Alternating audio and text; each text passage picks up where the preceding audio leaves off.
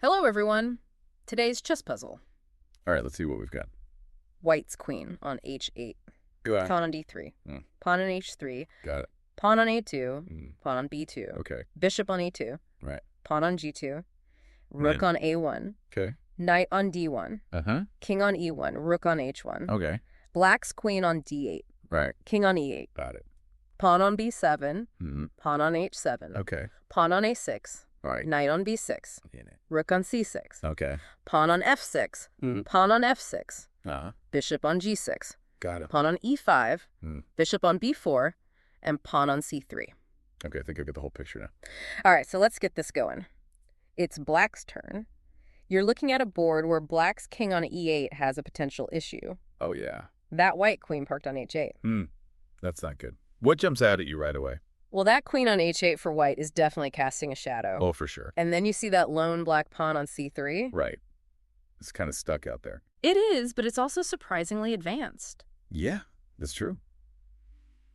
Black has got to be thinking about how to deal with that direct threat from the queen, Yeah. but also considering what that pawn could become. Okay, so let's unpack this a little. Yeah. Most obvious thing is the king's safety. Right. Usually priority number one in chess. Absolutely.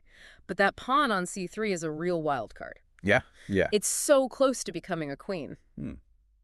Presents an interesting dilemma for Black, doesn't it? It really does. Address the immediate danger. Right. Or try to push for a long-term gain. That's the question. Yeah. What's fascinating here Yeah. is the tension it creates. Yeah. You've got this immediate tactical concern with the white queen, Right. but also this strategic possibility with the advanced pawn. It's a balancing act. How do you weigh those two things? Exactly. So what move allows Black to, well, address the check Uh-huh. and potentially utilize that pawn? If we think about the bigger picture, Yeah. this little puzzle really highlights a fundamental aspect of chess. Yeah. What's that? That interplay between immediate tactics Yeah. and long-term strategy. Interesting. Sometimes you have to make a move that looks defensive, Yeah. but actually sets up something much bigger down the line. Right. That pawn on c3 feels like it has a bigger story to tell. It does. It does. So what is it? The answer is Black king moves from e8 to f7. Okay. White queen moves from h8 to d8. Gotcha. Black pawn on c3 moves to b2.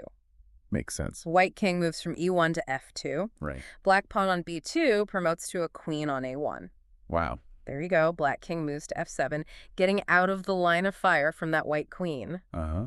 Now, white shifts their queen to d8. Smart. Then black pushes that pawn from c3 to b2. I see. I see. White's king steps up to f2. Okay. And finally, that black pawn on b2 reaches the end, Yeah.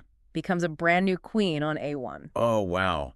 So even though it looked precarious for Black at the start, that little pawn made all the difference. It really did. That's chess for you. Thank you for listening.